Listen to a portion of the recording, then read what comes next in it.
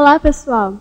Sou Lana Lívia, enfermeira, membro do grupo de pesquisa Laboratórios de Tecnologias de Informação e Comunicação em Saúde, o LATIX, vinculado à Universidade Federal de Campina Grande, campus Cajazeiras.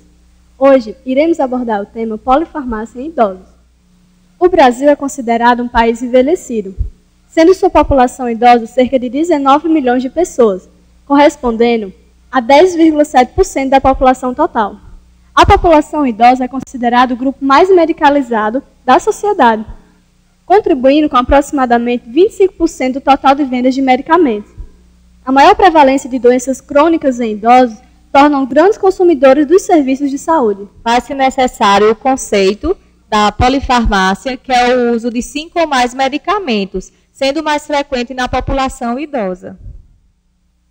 Existem vários fatores associados à polifarmácia, como sexo feminino, idade, autoavaliação de saúde, doenças crônicas e o número de consultas médicas.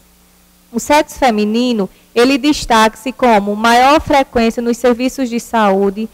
As mulheres elas têm uma postura perante as doenças e, com isso, aumenta o número de medicalização dessas mulheres. A idade, encontra-se os idosos de 72 a 75 anos, é a faixa etária que mais procura os serviços de saúde e também a que tem o maior índice de aumento do consumo de medicamentos. A autoavaliação de saúde, ela é importante por quê? Porque entre a parte dos profissionais, a importância dos profissionais ver os idosos de uma forma de não só a medicalização ser a mais importante, e se entrar outros fatores, como a dietoterapia, a parte da atividade física, para fazer com que esse índice de medicalização ela diminua. As doenças crônicas também é outro fator que favorece o aumento dessa medicalização e o número de consultas médicas, porque quanto mais consultas, mais aumenta o número de medicalização e de consumo. Segundo o Araújo e Galato, 2012, o uso contínuo de medicamentos combinado a alterações fisiológicas constitui um grave problema de saúde pública, uma vez que, associado a isso, muitos idosos praticam a automedicação, influenciado em grande parte por amigos e familiares. O uso da polifarmácia traz algumas consequências, dentre elas a automedicação. São os medicamentos consumidos pela população sem prescrição médica ou sem orientação do farmacêutico, o que muitas vezes resulta em uso inadequado do medicamento, o qual acontece quando os idosos não tomam ou esquecem de tomar seus medicamentos na hora certa. Interações medicamentosas. Alguns medicamentos não podem ser tomados juntos, correndo o risco de um dos medicamentos inibir ou potencializar o efeito terapêutico do outro. Efeitos colaterais. Sabemos que os idosos são mais propensos a apresentar algum efeito indesejado, mesmo utilizando o medicamento na dose receitada pelo médico. Isso ocorre porque o organismo do idoso conduz a progressivas alterações farmacocinéticas que afetam a absorção dos medicamentos e da farmacodinâmica que modifica o efeito dos fármacos nos órgãos e tecidos. Pouca acuidade visual.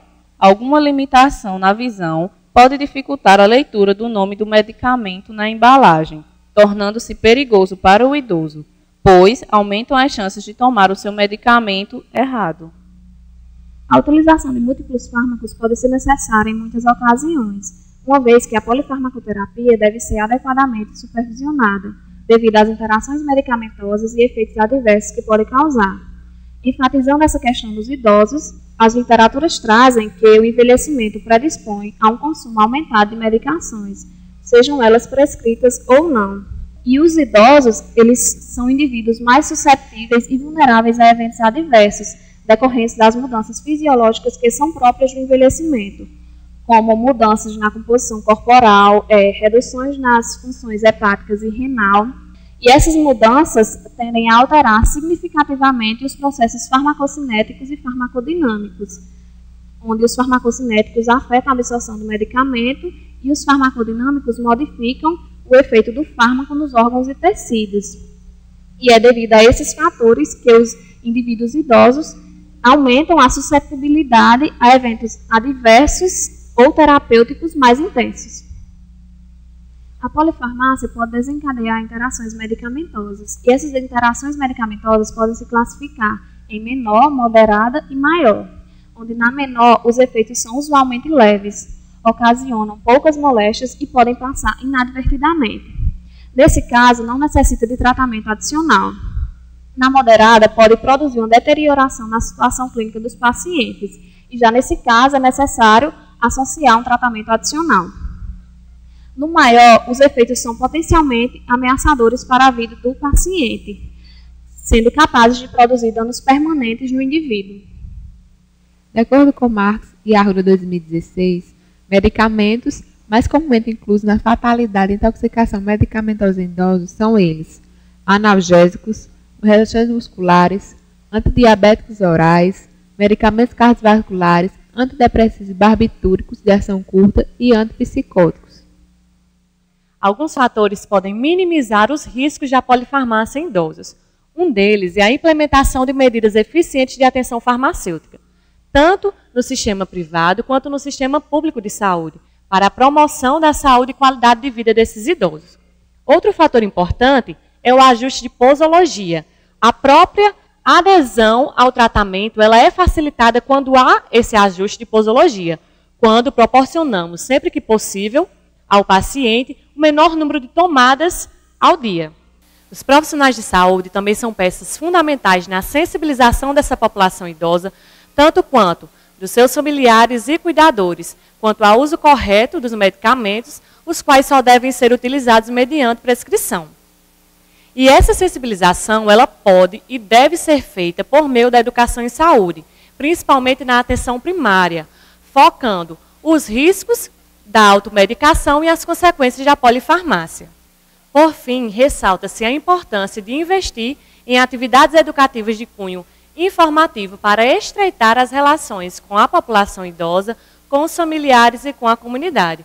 Portanto, é de suma importância proporcionar conhecimento a todos para que assim haja redução de agravos à saúde. Bom, pessoal, estamos encerrando. Você ainda não é inscrito no nosso canal no YouTube, se inscreva. E para mais informações, acesse nossas outras redes sociais: Instagram, blog e Facebook. Os links estarão na descrição do vídeo.